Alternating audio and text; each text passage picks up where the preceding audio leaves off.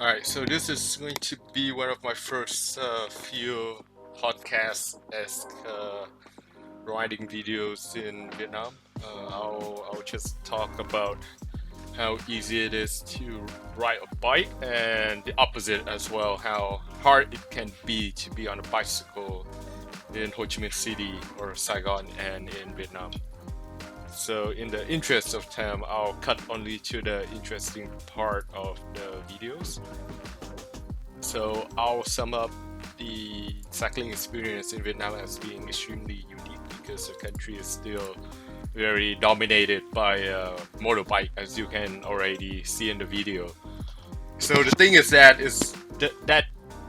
factor alone comes with a lot of interesting features, both good and bad. So in this video, I'll just sum it up in three good and three bad. Let's start with the good first because you want to be optimistic for the day.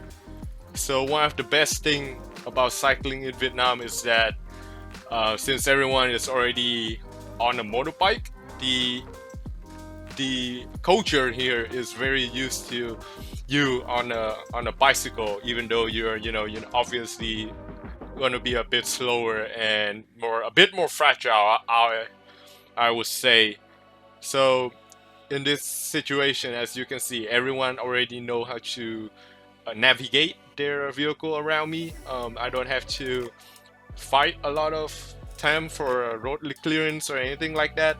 And you can see like there are people on bikes too, like the typical Dutch bike.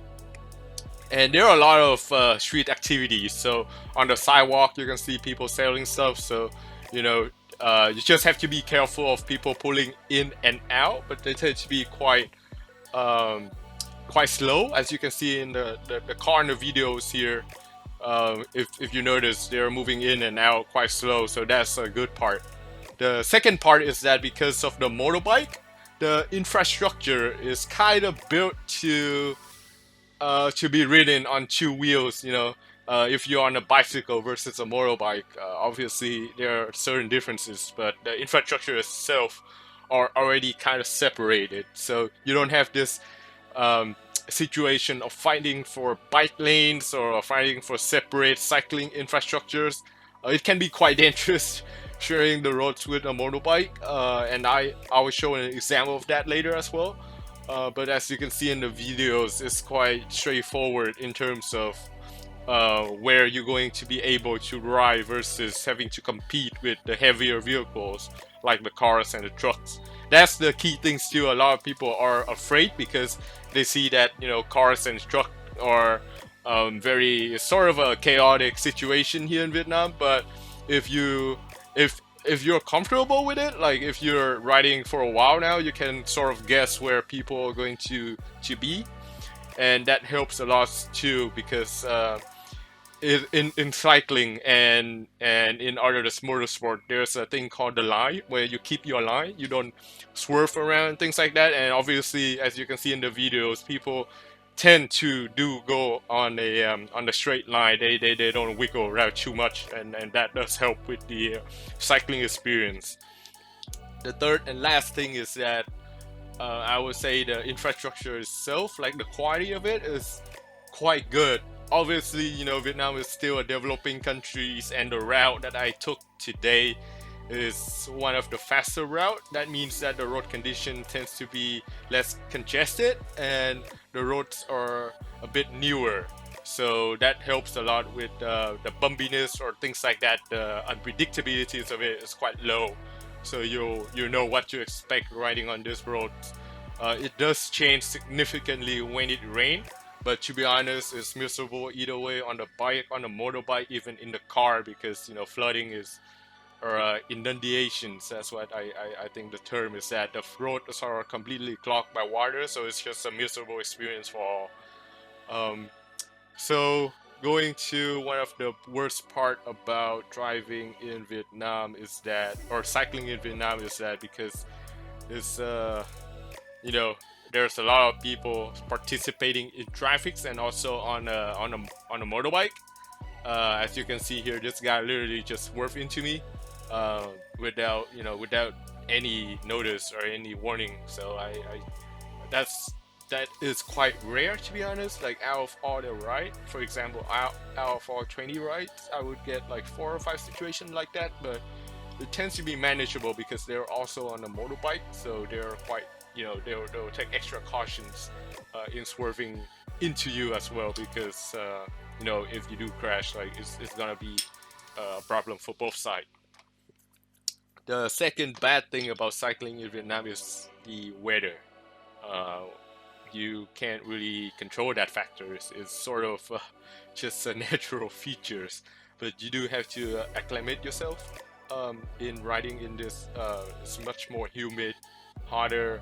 The temperature is going to range from 30 to 35 Celsius. I think that's roughly translates to 92 to 97 Fahrenheit.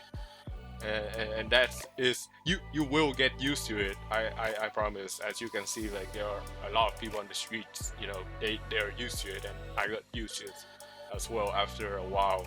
But the climate, the weather is also a significant factors in the cycling, I would say, enjoyment in Ho Chi Minh City, and in Vietnam in general. The third and final thing is that although I said about the traffic situation and infrastructure, it can get extremely random. The word is random because, to be honest, there's no way for you to predict what's going to happen in Vietnam and in Ho Chi Minh City in general. There are a few glimpses of that, and I'll show you in this video as well. Like, for example, this wall or retaining structures it's like almost collapse, and if you're one of the very unlucky few and it collapses on you, well, that's just a random factors in Vietnam. And that's the thing with cycling as well, is that you have to be extremely adaptable. Even in the United States, where I cycle a lot in Portland as well, like one of the best city for cycling in the United States. The randomness are there, but they are much more rare and a bit more less dangerous, to be honest. So I have some tips in for you to be able to cycle in Vietnam. Is that first you need to be comfortable first. So I would say go on the lesser dense street. There's a lot of what we call like a suburban development. It's basically a separate zone. I'll show you in this video here as well, like this neighborhood with newer roads and things like that, which really help with the experience. Get yourself used to the conditions and things like that. And then I would say for me, this took a bit for me to know as well, is that you need to have some sort of device. In this case, is my GoPro, and that changed the game significantly, because as soon as people see you're filming them, they're taking extra cautions. They're being extremely slow toward you. Like as soon as they notice the camera, obviously people will tend to be more conservative, because they don't want to be caught in film doing stupid stuff, and that helps significantly.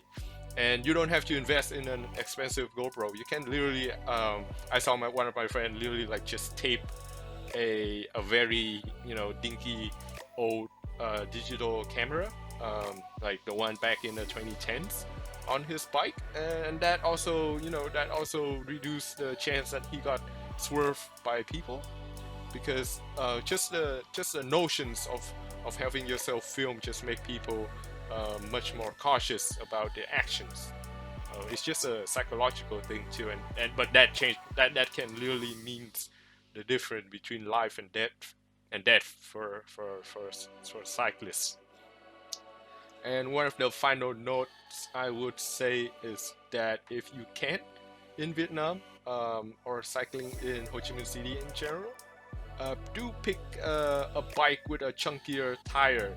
So the one I'm running here is 35C, and that just changed the game for me, because the roads in Vietnam, even though they are they're not too bad. They're not exactly the best tarmac you can find in the world.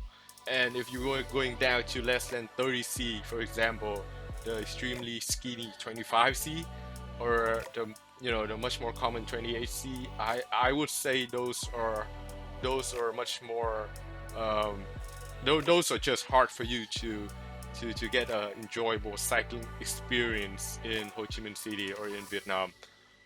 You don't have to go all the way to like the crazy 44C, 50C gravel tire, because obviously that's just gonna slow you the heck down, especially in a humid country like this, where every pound or every grams that you carry with you will translate into just getting harder. For example, so you really need to um, find that sweet spot. So that for me is the 35C tires. And that concludes the video for today. If you're a random cyclist, happen to be in Vietnam and also love, doing extremely not crazy stuff, well, Vietnam is for you. And I'm glad you're in the country.